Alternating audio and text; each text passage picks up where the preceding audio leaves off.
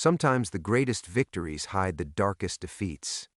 The rain hammered the cobblestones of San Telmo that October night, turning Buenos Aires into a maze of shadows and secrets. Carlos Mendoza sat in his cramped office above the tango hall, staring at a photograph that shouldn't exist. 5 men in military fatigues waiting outside Estadio Azteca, June 22, 1986. He recognized his younger face immediately, though the memory felt like it belonged to someone else entirely. For 37 years, Carlos had convinced himself that night was about protecting Argentina's greatest treasure. Diego Maradona had just delivered the hand of God and the goal of the century against England, becoming a living symbol of national pride. What Carlos didn't know then was that he and his team weren't bodyguards. They were recruitment officers for the most sophisticated deception in football history. The encrypted message had arrived at midnight with coordinates and a single line: "The god of football never died. Come alone, or your daughter pays the price." Carlos reached for his service pistol, muscle memory from his intelligence days kicking in. Whoever sent this knew about Operation Pelota, the classified mission that officially never happened. But how do you kill a man the world believes is already dead? Before we jump back in, tell us where you're tuning in from. And if this story touches you, make sure you're subscribed, because tomorrow I've saved something extra special for you. Carlos slipped the Beretta into his shoulder holster and moved to the window overlooking the narrow street below. The tango music from downstairs had stopped, leaving only the relentless percussion of rain against glass.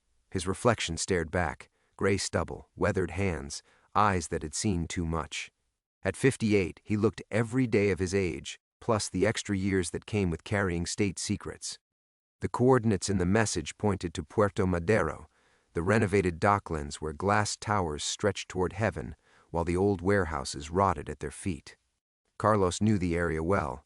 He'd conducted 3 interrogations there during the Dirty War, back when the neighborhood was nothing but rust and silence. Some places never shed their ghosts. He pulled out his secure phone and scrolled to his daughter's contact. Isabella was 32 now, a journalist for Clarin with her mother's fierce independence and his unfortunate talent for asking dangerous questions. The call went straight to voicemail. His chest tightened. "Isa, it's Papa. Call me when you get this. Don't go home tonight. Stay with Miguel, or better yet, take that assignment in Cordoba you mentioned. I'll explain later." Carlos ended the call and moved to his safe, hidden behind a faded poster of the 1978 World Cup team. Inside, beneath stacks of peso notes and forged documents from his consulting business, lay a manila envelope he hadn't opened in 15 years. His hands trembled as he broke the seal. Operation Pelota. Even the name seemed absurd now. Operation Ball, as if they were children playing games instead of intelligence operatives manipulating a nation's dreams. The mission briefing was typed on yellowed paper, stamped with classifications that meant nothing anymore. Objective: establish long-term asset for financial operations via sporting influence. Subject: Diego Armando Maradona Franco. Carlos remembered Colonel Vasquez's words at the initial briefing: "Football isn't just entertainment, Mendoza. It's opium for the masses, and Maradona is about to become our greatest drug dealer." They'd all laughed then, thinking it was metaphor. They were naive. The plan had seemed simple enough. Approach Maradona after his triumph against England, when the whole country was drunk on victory and revenge. Offer him protection from the cartels and the paparazzi in exchange for occasional favors, laundering money through transfer deals, influencing match outcomes for betting syndicates, using his foundation for moving cash across borders. Just another corruption scheme in a world where corruption was currency. But Maradona had been different. Even high on cocaine and fame, he'd retained a street kid's instinct for danger. He'd agreed to everything too easily, smiled too widely, asked too few questions. Carlos should have known then that they weren't recruiting him. He was recruiting them. The rain intensified, turning the window into a river of distorted light. Carlos checked his watch, 12:47 a.m. If he left now, he could reach Puerto Madero by 1:30. But first, he needed to understand what game he was walking into. He opened his laptop and searched for recent articles about Maradona's death. The official story remained unchanged. Heart failure on November 25, 2020, at his home in Tigre. The funeral had been a circus of grief and politics, with Diego's body lying in state at the Casa Rosada while millions mourned their fallen god. Carlos had watched it all on television from this same office, feeling an unexpected pang of loss for a man he'd helped destroy. But if Maradona was alive, then someone had orchestrated the greatest death hoax in sporting history. The medical reports, the autopsy, the cremation, all of it fabricated. The resources required would be enormous, the conspiracy vast. This wasn't the work of former intelligence operatives seeking revenge. This was something bigger, more organized. His phone buzzed with a text from an unknown number. "Time's running out, Carlos. Warehouse 47. Come see what you helped create." Attached was a video file. Carlos hesitated before opening it, knowing that some knowledge couldn't be unknown. The footage was grainy, shot from a security camera. A man in his 60s sat in what looked like a luxury apartment, his back to the camera. He turned slowly, and Carlos's blood turned to ice water. Diego Maradona, older, heavier, but unmistakably alive. His eyes held the same cunning intelligence that had unsettled Carlos 37 years ago, but now there was something else. A cold satisfaction, as if he'd been waiting decades for this moment. The video ended with Maradona mouthing a single word, "Gracias." Carlos closed the laptop and grabbed his coat. Outside, the storm showed no signs of breaking, as if the sky itself was weeping for all the lies that were about to be uncovered. He thought of Isabella probably asleep in her apartment across the city, unaware that her father's past was about to collide with her present. As he stepped into the rain, Carlos couldn't shake the feeling that he wasn't going to rescue Argentina's greatest hero. He was walking into a trap set by the very monster he'd helped create. The warehouse district loomed ahead like a graveyard of Argentina's industrial past, but Carlos found himself driving in circles, postponing the inevitable confrontation. Old habits died hard. Even after 3 decades out of intelligence work, he still conducted reconnaissance before entering potentially hostile territory. That methodical caution had kept him alive through the dirty war, the Falklands, and the chaotic transition to democracy. It had also given him time to think about what he was about to lose. His security consulting business, modest but legitimate, occupied the top floor of a converted townhouse in San Telmo. Mendoza Security Solutions. The name was deliberately bland, designed to attract corporate clients who needed discreet background checks and threat assessments rather than the kind of wet work that had defined his youth. He'd built it slowly over 15 years, cultivating relationships with executives who valued his calm demeanor and never asked about the small scars on his knuckles or why he always sat facing the door. The business provided enough income to maintain his apartment, support his elderly mother in her nursing home in La Plata, and occasionally help Isabella when journalism's precarious economics left her struggling. It wasn't wealth, but it was honest money, the first honest money he'd earned since leaving the service. If this Maradona situation exploded publicly, if his intelligence past became front-page news, those corporate clients would vanish overnight.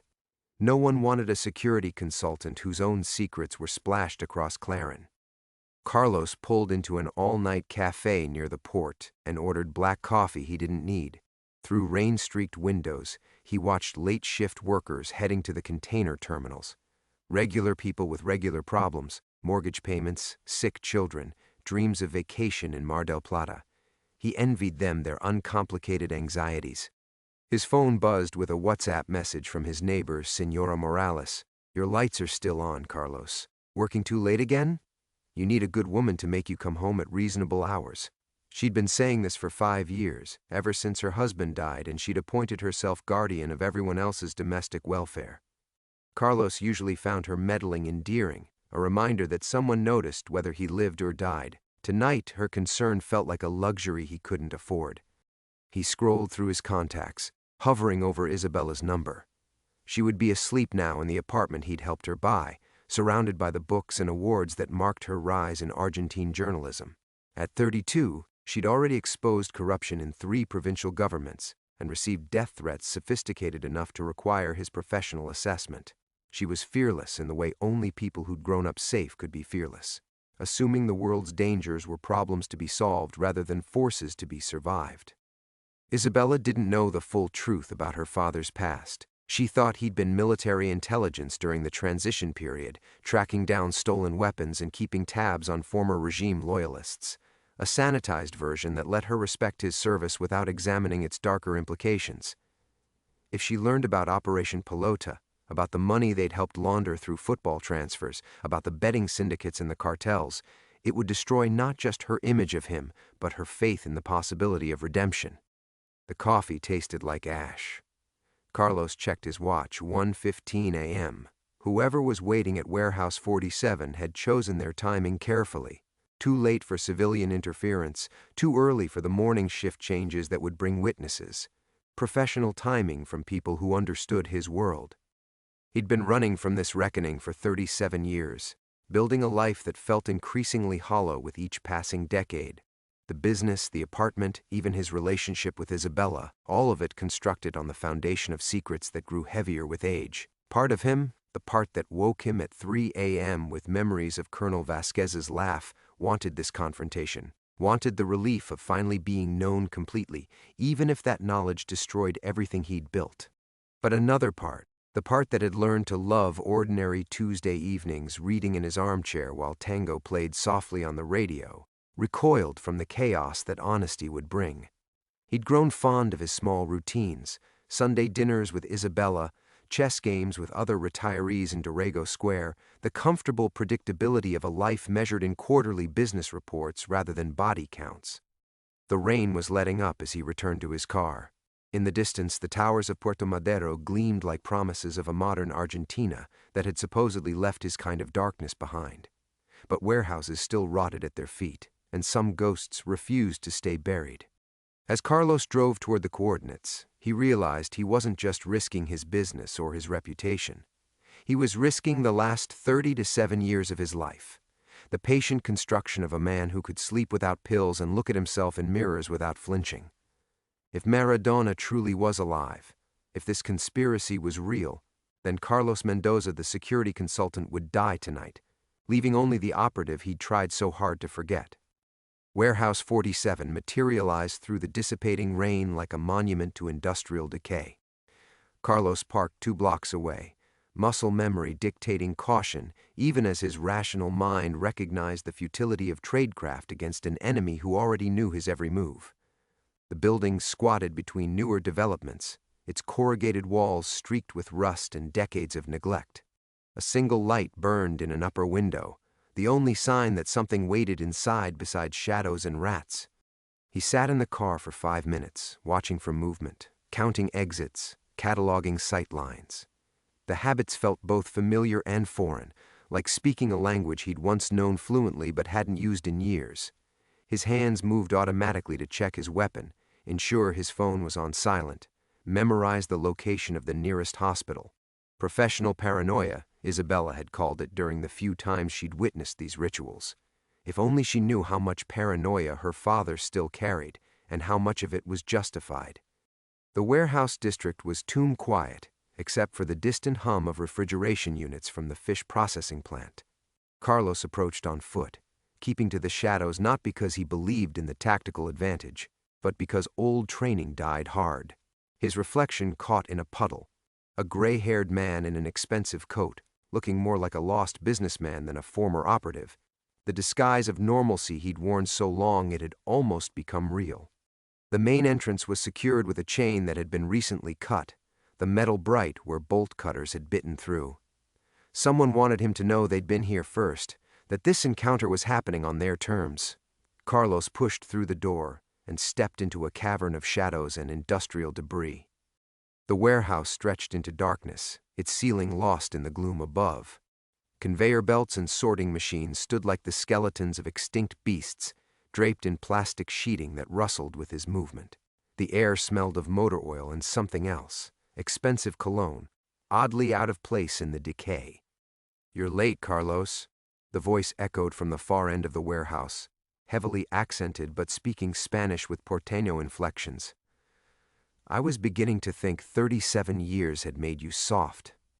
A bank of fluorescent lights flickered to life, revealing a space that had been transformed. The industrial equipment had been cleared away, replaced by an elegant sitting area that looked transplanted from a luxury hotel. leather chairs, a glass coffee table, even a small bar cart. And sitting in the center of it all, exactly as he'd appeared in the video, was Diego Armando Maradona. Carlos's breath caught. The man before him was unmistakably Diego, but aged and weathered in ways that felt wrong.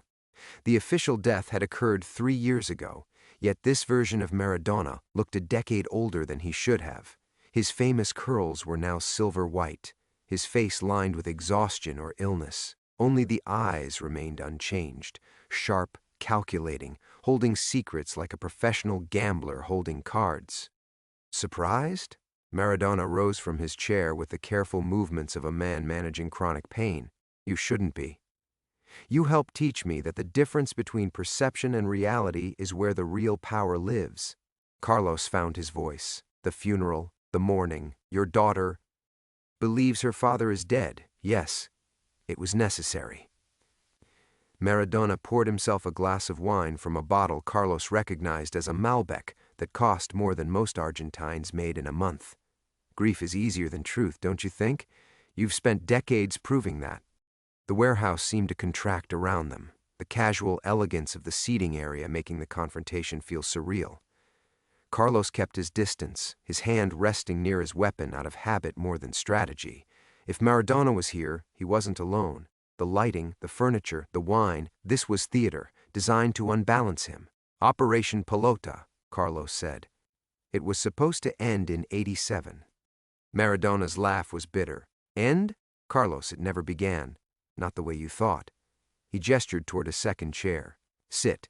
There are things you need to understand before you decide whether to walk away from this conversation or finish what you started 37 years ago. Carlos remained standing. What do you want? Wrong question. Maradona's eyes hardened. The question is what you want. Your daughter, Isabella, has been asking interesting questions about football finances and money laundering. She's gotten close to some stories that could embarrass powerful people. Stories that might require her to disappear for everyone's safety. The warehouse air turned cold. Carlos felt the careful architecture of his civilian life, the security business, the quiet apartment, the Sunday dinners with Isabella, beginning to crumble. This wasn't about old secrets or buried operations. This was about choices. The same impossible choices that had defined his youth, dressed up in the elegant clothes of middle age. Maradona continued, settling back into his chair like a king granting audience. Are you here as Carlos Mendoza, the security consultant, or as the operative who helped create the most successful money laundering operation in South American history?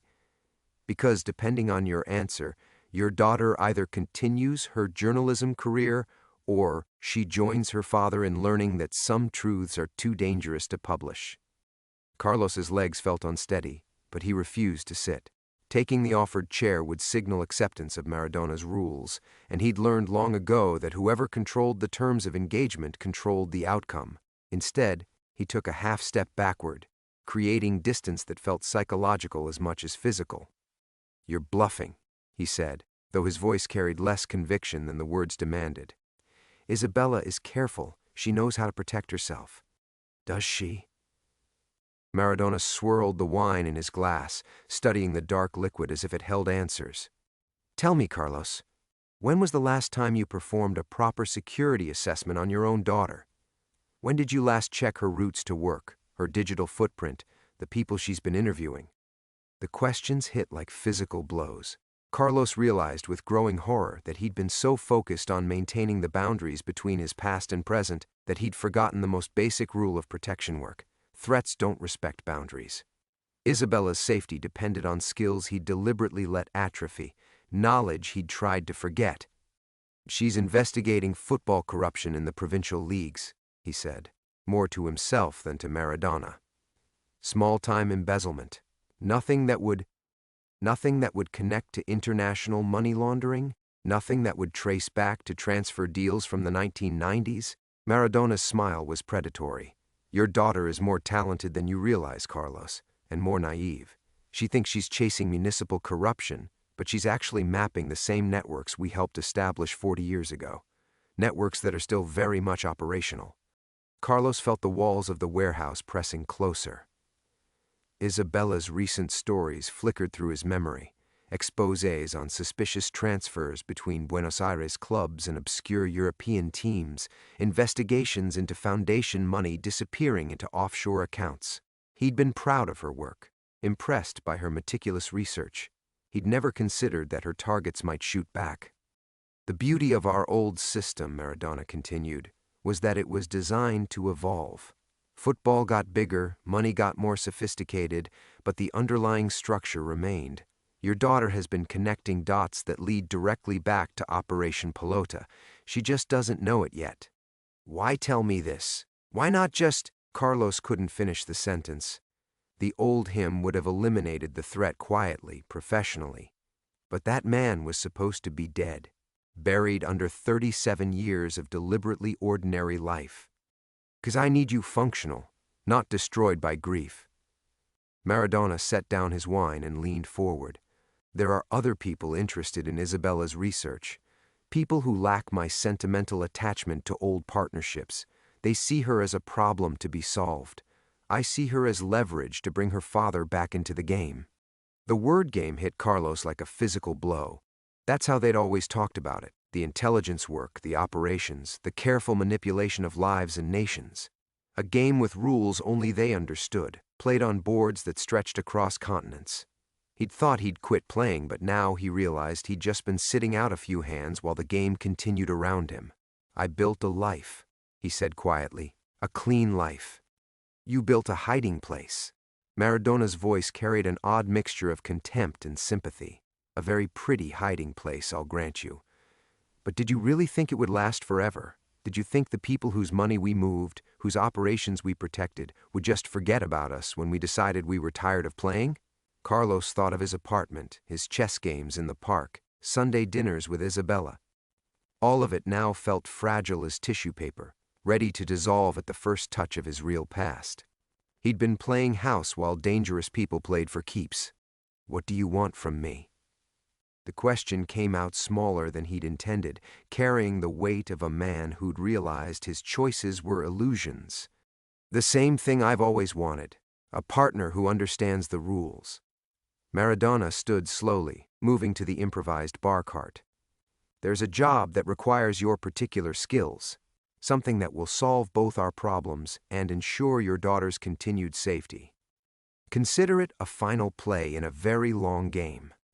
Carlos watched Maradona pour a second glass of wine, noting the tremor in the man's hands, the careful way he moved.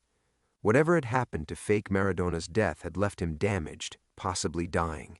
This wasn't just about money or old operations. This was about legacy, about what survived when the game finally ended. The offered wine glass hung between them like a peace treaty written in blood.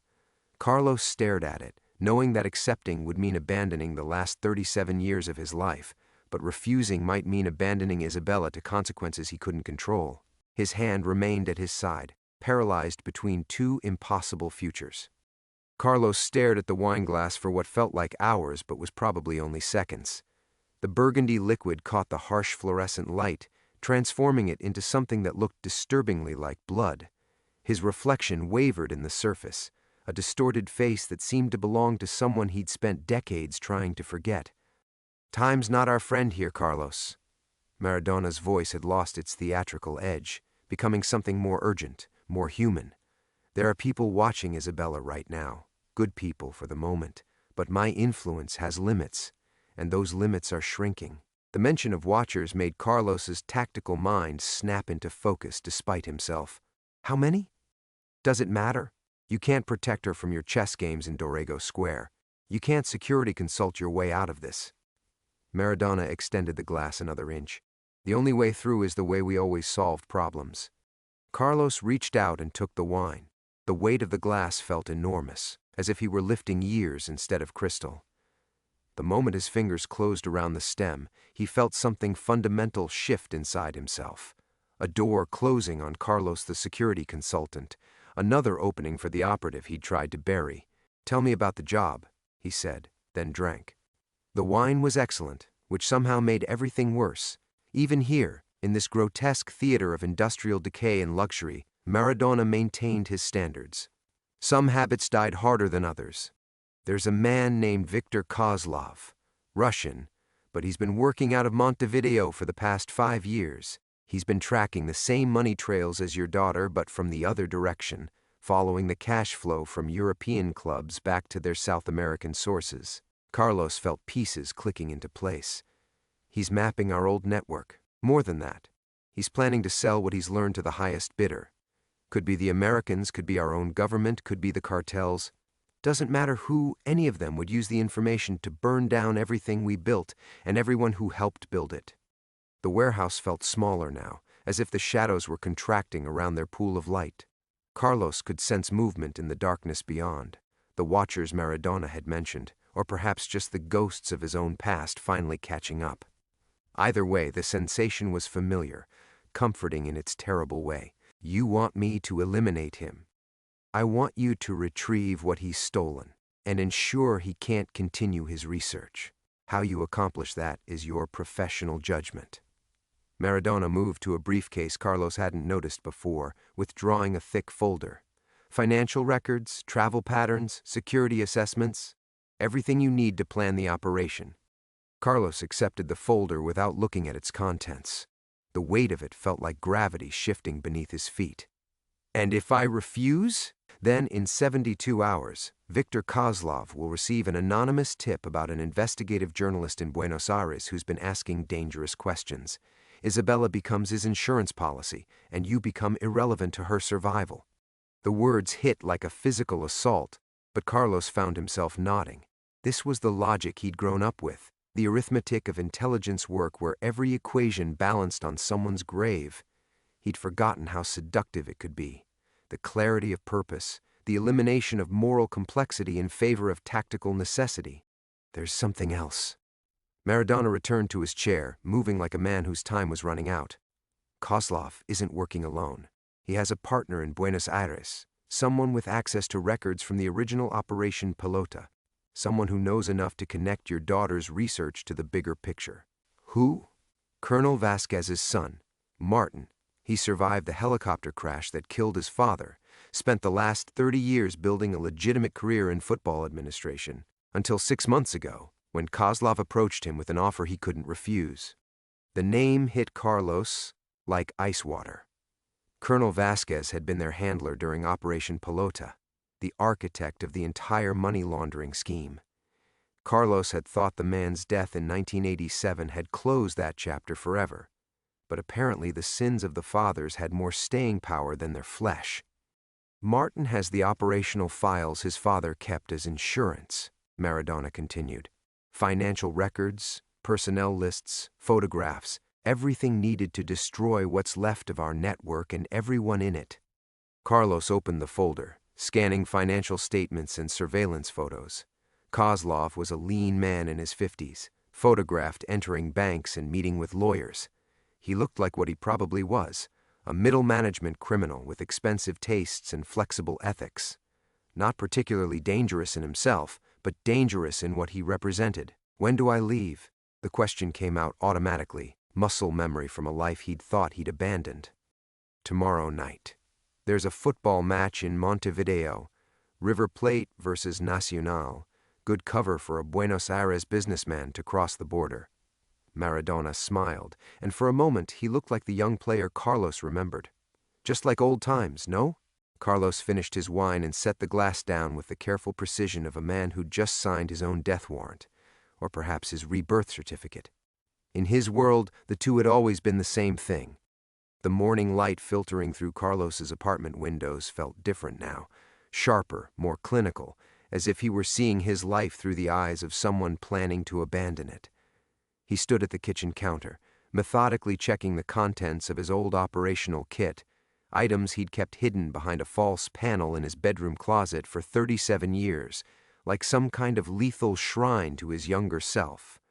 Passport, genuine but with a name that no longer officially existed. Credit cards linked to accounts in 3 different countries. A Beretta 92F that felt alien and familiar simultaneously in his palm. Lockpicks, surveillance equipment, documents that could transform him from Carlos Mendoza, the security consultant, into half a dozen other people, each with their own carefully constructed histories. His phone buzzed. A text from Isabella, Papa. Can we have lunch today? I want to tell you about my new story. Carlos stared at the message until the screen went dark, then forced himself to type back, traveling for work. We'll call you tomorrow. Each word felt like a small betrayal, but operational security demanded distance. The closer Isabella was to him now, the more dangerous her position became. 20 minutes later, a knock at his door interrupted his preparations. Carlos's hand moved instinctively toward his weapon before he recognized the rhythm. 3 quick raps, pause, 2 more. A pattern from another lifetime. He opened the door to find a woman in her 40s, professionally dressed, but with eyes that assessed his apartment's tactical vulnerabilities in a single glance. She was attractive in the severe way of people who'd learned to use their appearance as camouflage, and when she smiled, Carlos glimpsed the operational edge beneath the civilian facade. "Elena Vargas," she said, stepping past him without invitation. "I worked with Maradona's organization in the 90s. He thought you might need technical support." Carlos closed the door, noting how she'd positioned herself with clear sightlines to both the windows and the exit. Old habits. I work alone. Not anymore. Elena moved to his kitchen window, adjusting the blinds with subtle precision. Kozlov has upgraded his security significantly in the past 6 months. Electronic surveillance, digital footprints, communications intercepts. The world changed while you were playing chess in parks, Carlos. You'll need help navigating it. She was right, and they both knew it. The operational environment had evolved beyond his expertise, becoming something that required skills he'd never developed. Elena represented the uncomfortable truth that his legends were outdated, his methods potentially obsolete. "What's your role in this?" he asked. "Insurance. For both sides." Elena settled into his reading chair as if she'd been invited to stay for dinner. "Maradona wants to ensure you succeed. Kozlov's backers want to ensure you fail. I'm here to tip the scales toward the outcome that keeps the most people alive." Carlos felt the familiar weight of being a piece in someone else's game. "And which outcome is that?" "The one where Victor Kozlov disappears quietly, his research dies with him, and Isabella Mendoza continues her journalism career, blissfully unaware that her father just saved her life." Elena's smile turned predatory. "Unless you prefer the alternative where this becomes a shooting war that destroys everyone involved." The apartment suddenly felt crowded, not just with Elena's presence, but with the implications of what she represented. This wasn't just about him and Maradona anymore. There were layers of players, competing interests, people he'd never heard of making decisions that would determine whether he lived or died. The simple assassination he'd imagined was becoming a complex operation with rules he didn't understand. "Tell me about Kozlov's security," he said, accepting the inevitable. Elena pulled out a tablet, sliding it across his coffee table. The screen showed floor plans, personnel schedules, photographs of armed men entering and leaving a luxury apartment building. "He's living in Montevideo's Positos district, 14th floor of a building that caters to wealthy expatriates. Private security, controlled access, surveillance coverage that would make the CIA jealous." Carlos studied the images, his tactical mind automatically mapping entry routes and escape vectors. The building was a fortress, but every fortress had weaknesses. The challenge was identifying them without triggering the very systems designed to prevent such identification. "There's something else," Elena continued. "Kozlov isn't just researching the money trails. He's actively recruiting people from the original Operation Pelota network. 3 former operatives have disappeared in the past 2 months. No bodies, no explanations, just gone." The news hit Carlos like cold water. His old partners, people who'd shared the same secrets and carried the same risks, were being systematically eliminated, not for revenge or justice, but for operational security. Kozlov was cleaning house, removing anyone who could contradict his version of events. "How long do we have?" Carlos asked. "The match is tomorrow night. Kozlov will be watching from his apartment. He never misses Uruguayan football. That gives us a 12-hour window to get in, retrieve his files, and ensure he can't continue his work." Elena's expression grew serious. "After that, the protection on your daughter disappears, and you become just another name on a very long list." Carlos nodded, feeling the last pieces of his civilian life dissolving around him. Tomorrow night, one way or another, the game would finally end. The silence that followed Elena's words stretched between them like a tripwire, loaded with implications neither wanted to voice.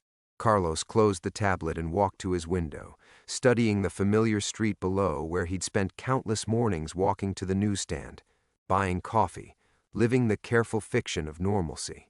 Tomorrow, if he survived, this view would belong to someone else, either a dead man or a ghost. "I need to see Isabella," he said finally. "Absolutely not."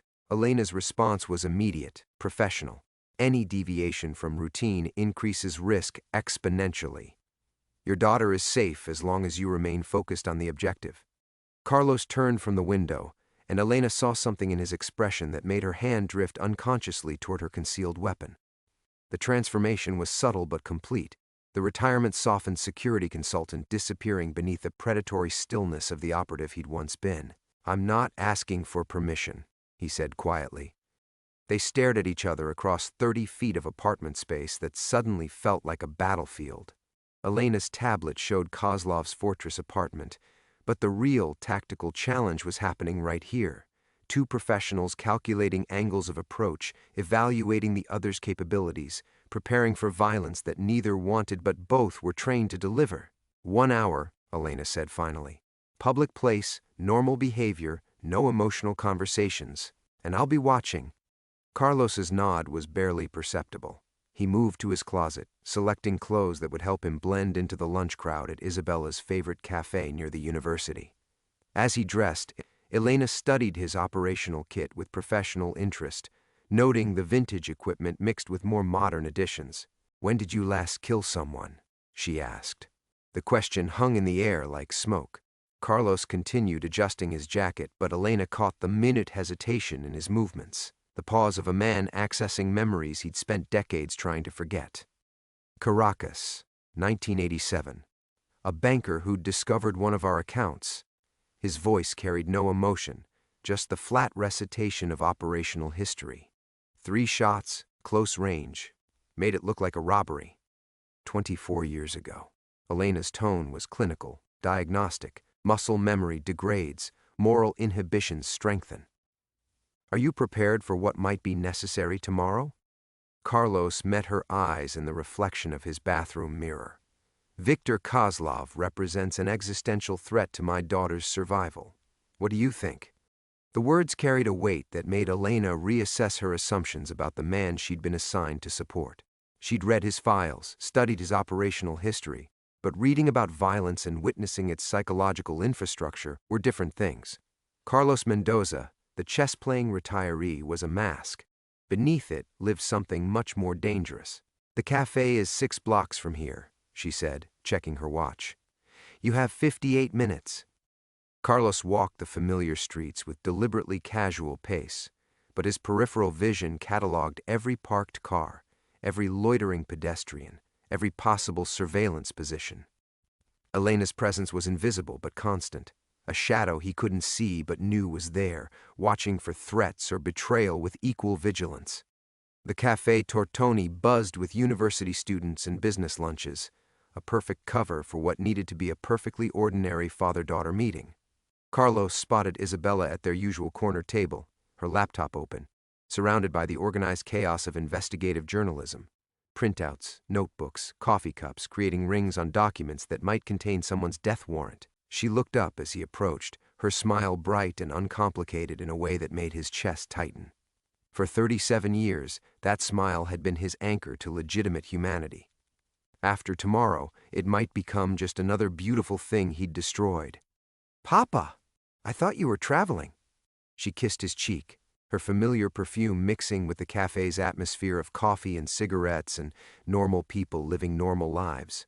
"Delayed flight," he said, settling into the chair across from her. "Tell me about this new story."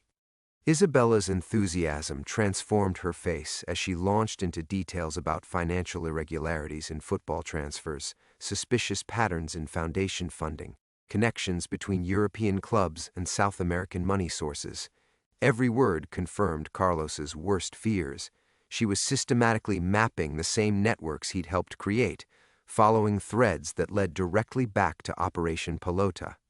The beautiful thing is how simple it all is once you see the pattern, she continued, pulling up spreadsheets on her laptop.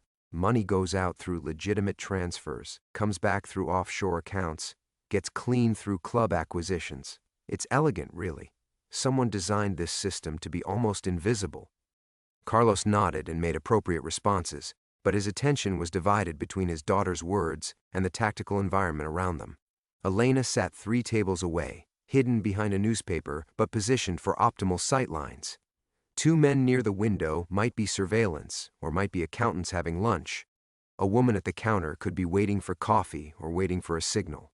The only problem is proving the connections, Isabella said, lowering her voice conspiratorially. I need access to older records, financial documents from the 80s and 90s, the kind of evidence that would probably get someone killed if they found it. The irony was so perfect it felt scripted. Carlos reached across the table and covered her hand with his, memorizing the warmth of her skin, the small scar from a childhood bicycle accident, the simple silver ring she'd inherited from her grandmother. Promise me something, he said. Be careful who you trust with this research. Some stories are more dangerous than they appear. Isabella squeezed his hand, her journalist's instincts suddenly alert to subtext. Papa, is everything all right? Carlos smiled and lied with the practiced ease of a man who'd been lying professionally for 40 years. Everything's fine, mija, just a father worrying about his daughter. But as he walked away from the cafe 20 minutes later, leaving Isabella to her dangerous innocence, Carlos felt the last threads connecting him to his civilian life finally snapping. Tomorrow night in Montevideo, he would either save her by destroying the man threatening her research, or he would fail and condemn them both to consequences that kept extending beyond his ability to calculate. The game was accelerating toward its conclusion, and Carlos was no longer certain who was playing and who was being played. The ferry to Montevideo cut through the Rio de la Plata's gray waters like a blade through silk, carrying Carlos toward a reckoning 37 years in the making. He stood at the bow, watching Buenos Aires shrink behind him as Elena maintained her surveillance from the passenger lounge, both of them playing their roles in what felt increasingly like an elaborate funeral procession. His phone vibrated. A text from Isabella. Papa, something strange happened at the cafe yesterday. A man approached me after you left, asking about my football investigation. He knew things he shouldn't know. Carlos's blood turned to ice. He typed back with hands that barely trembled. Where are you now? At University Library. Safe. But Papa, I think I'm in trouble. The admission hit him like a physical blow. Isabella's danger wasn't theoretical anymore. It was immediate, active, closing around her while he floated helplessly across an international border toward his own potential destruction. Every tactical instinct screamed at him to turn around, to abandon this mission and focus on protecting what mattered most. But that was exactly the trap. Kozlov had engineered this timing perfectly, ensuring Carlos would be emotionally compromised when the operation required surgical precision. The master manipulator had made the choice impossible: save Isabella by killing Kozlov, or save himself by abandoning her to wolves who were already circling. Elena appeared at his shoulder, her reflection ghost-like in the ferry's windows. We have a problem. Carlos didn't look away from the approaching Uruguayan coastline. Isabella? Martin Vasquez was spotted at the university this morning, 2 hours after your daughter sent that text. Elena's voice carried the flat certainty of bad intelligence delivered without emotion. He's accelerating the timeline. The realization crystallized with terrible clarity. This had never been about just eliminating Kozlov. It was about forcing Carlos into a psychological crucible where every decision carried catastrophic consequences. Vasquez and his Russian partner weren't just cleaning house, they were conducting an experiment in how far a father could be pushed before he shattered completely. How long until we dock? Carlos asked. 90 minutes. The football match starts at 8. Kozlov will be in position by 7:30. Elena paused, studying his profile. Carlos, if this is a trap... Of course, it's a trap. He finally turned to face her, and Elena saw something that made her reassess every assumption she'd made about his capabilities. The retirement-softened consultant had been completely subsumed by something colder, more focused. The question is whether we're walking into it or whether it's walking into us. The ferry's engines shifted pitch as they approached Montevideo's harbor. Carlos moved to the railing, watching the city emerge from the coastal haze like a mirage made of concrete and broken promises. Somewhere in those streets, Viktor Kozlov was preparing to watch a football match, while a man he'd never met planned his death. Somewhere else, Isabella was discovering that journalism could be a fatal profession when pursued with insufficient caution. The mathematics were brutal. If Carlos succeeded tonight, Isabella lived and Kozlov died, but Martin Vasquez would still possess the files needed to destroy everyone connected to Operation Pelota. If he failed, Isabella became leverage in a larger game whose rules shifted with each move. If he survived but Kozlov escaped, both father and daughter became targets in an escalating war that would consume them systematically. "There's something you need to know," Elena said, as passengers began gathering their belongings for disembarkation. "I received new intelligence 20 minutes ago. Kozlov isn't just researching the money laundering network, he's rebuilding it." Carlos felt the world tilt slightly on its axis. "Explain." "The missing operatives weren't eliminated, they were recruited. Kozlov is assembling a new version of Operation Pelota, using the original infrastructure but with updated methods, expanded scope. He needs the historical files not to expose the network, but to perfect it." The revelation recontextualized everything. This wasn't about revenge or justice or even financial gain. It was about resurrection, bringing back to life a money laundering operation that had worked so efficiently that its destruction had left a vacuum in certain criminal economies. Kozlov wasn't an investigator, he was an entrepreneur. And Isabella's research? Threatens to expose the new operation before it's fully operational, so they need her work to disappear, and they need her to forget what she's already discovered. Elena's expression grew grim, permanently. The ferry's engines shut down as they approached the dock. Carlos checked his watch, 4:47 p.m. In less than 4 hours, he would either commit his first murder in 24 years or become the victim of someone else's. The familiar pre-operational clarity descended over him like a shroud, suppressing emotion in favor of tactical necessity. As they joined the queue of passengers preparing to disembark, Carlos felt the last vestige of his civilian identity dissolve completely. The man walking off this ferry would be someone Isabella had never met, a professional killer whose love for his daughter had become the weapon pointed at his own heart. The ordeal was beginning. The Positos district sparkled with evening lights as Carlos conducted his final reconnaissance, but the luxury apartment building housing Viktor Kozlov had transformed into something impossible. Where Elena's intelligence had shown a manageable fortress, reality presented an impenetrable citadel. "This isn't the same security profile," Carlos whispered into his comm unit, watching from a cafe across the street. 3 additional guard stations had materialized since yesterday's photos. Surveillance cameras covered angles that hadn't existed in Elena's blueprints. The building's lobby buzzed with private contractors whose earpieces and coordinated movements screamed military training. Elena's voice crackled through his earpiece.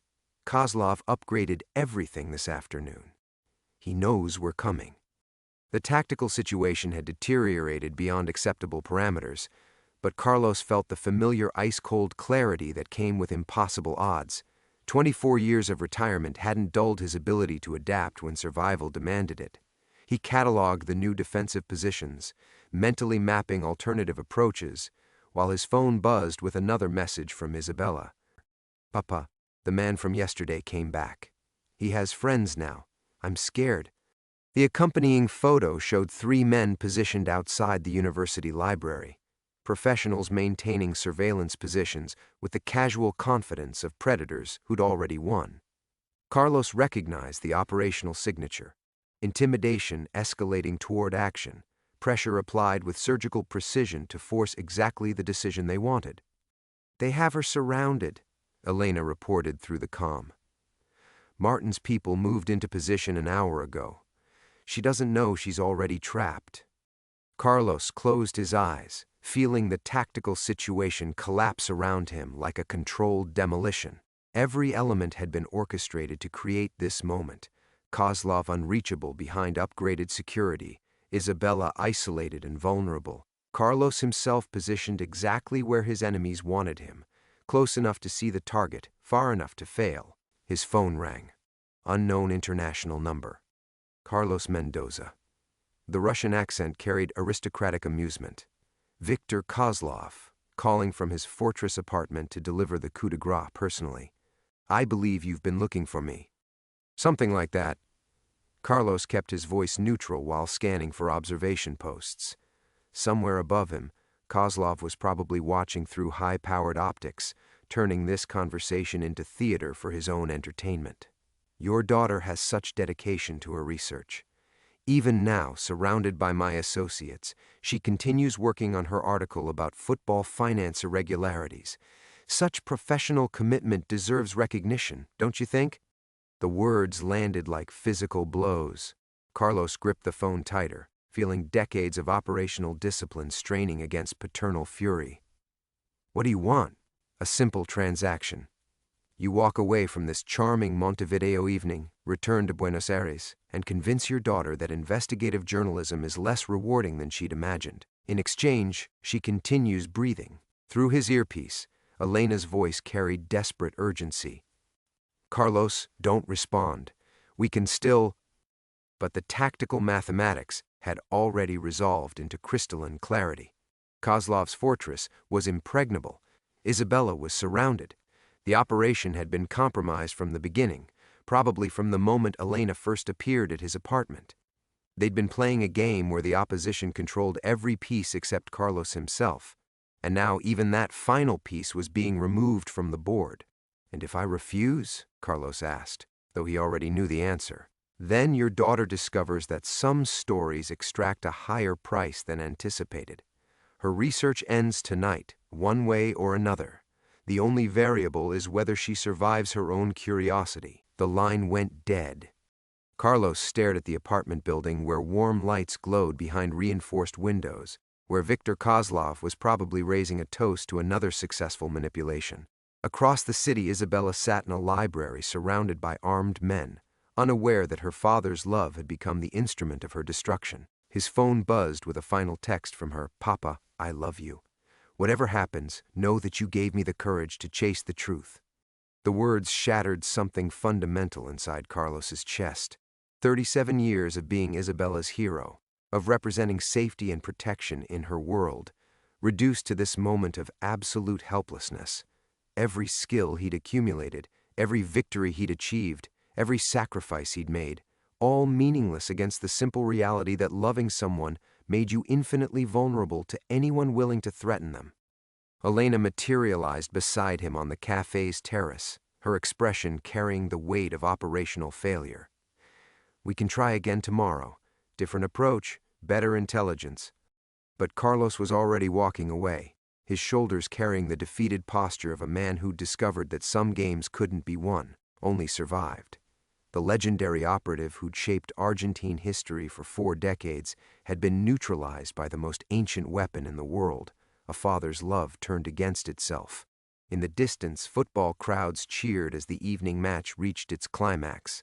The sound felt like mockery, celebration of victories that belonged to simpler games where the rules didn't change mid-play, and losing meant nothing more than disappointment. The dark moment had arrived, and Carlos Mendoza was walking home through it, defeated.